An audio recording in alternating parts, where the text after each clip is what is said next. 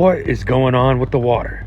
This is a part 2, so if you haven't seen the first one, you might want to go find that. But just to recap, we talked about how some lakes just disappeared overnight, and how so many places around the world are experiencing drought.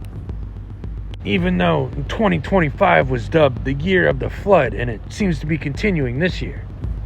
Just some really odd things going on with the water, which is interesting since the UN is calling 2026 the era of global water bankruptcy.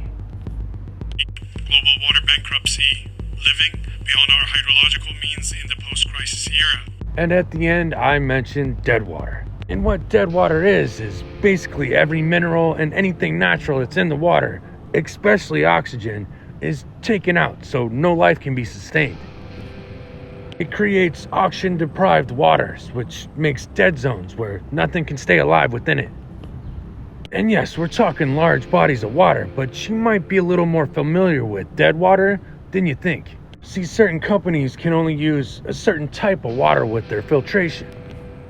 Any kind of mineral deposits can mess with the cooling and heating of the whole system. And the way they do that? By degassing and dissolving the oxygen within the water. Then nanofiltration and reverse osmosis to take care of the rest of the minerals. And how does all this relate to you? Have you ever wondered why so many people don't like Dasani, besides the fact that it's filtered tap water? Well, it uses reverse osmosis to filter out the water, and then it uses a thing called ozone that eventually dissipates and turns into oxygen. So they're creating dead water and then putting oxygen into it, if you want to call it that. And dead water is something the WHO even tells us not to drink. But when you have a large body of water that has dead water inside of it, creating a dead zone, things like the Chattahoochee filling up with dead fish is what happens. The Chattahoochee River, where activists and folks who monitor the conditions in the river are raising the alarm, saying thousands of dead fish have been found following this week's heavy rain. Environmental advocates believe sewer overflow may be to blame, but city officials say the cause is still under investigation. This kind of thing can even happen under the ice, like Silver Lake in Wisconsin back in February. A recent fish kill. On Monday, a Silver Lake resident who regularly ice fishes on the lake contacted the DNR, saying fish had disappeared from his electronics and every minnow he pulled up was dead.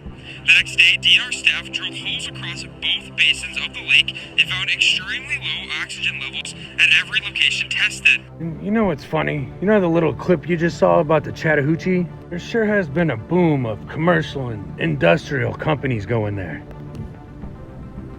But anyway, this dead water and this dead zones don't just happen in rivers and lakes.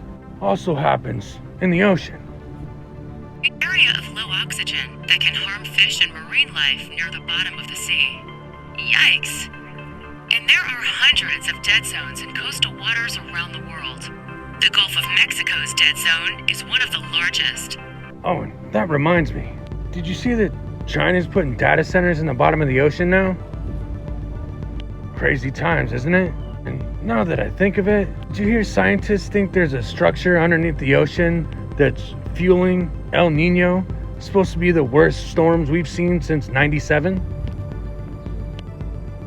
I'll see you on the next video. Stay safe.